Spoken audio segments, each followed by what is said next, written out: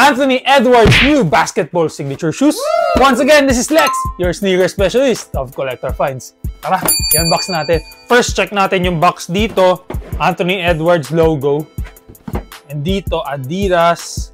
Tapos ito yung tag ng shoes.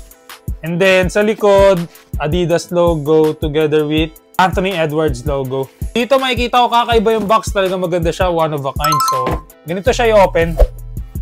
And makikita mo dito, believe that. Yan yung tagline ni Anthony Edwards.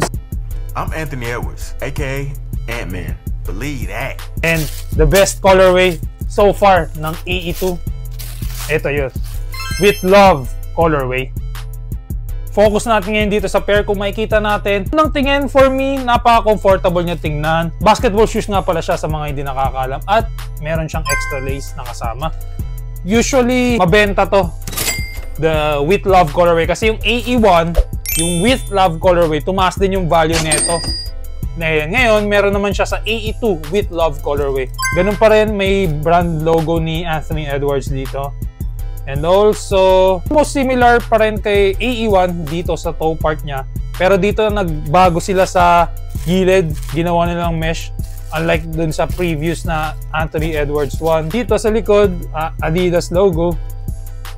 And breathable mesh na yung gamit nila. Ayan. Hindi na siya yung parang matigas before sa AE1. Ayan o. Medyo malambot na siya.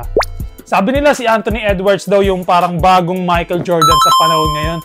Kasi based sa playing style niya and yung ingay na nagagawa niya sa NBA. Pero ano ba sa tingin mo? Let me know sa comment section. Mas maganda ba para sa yung AE1 or AE2?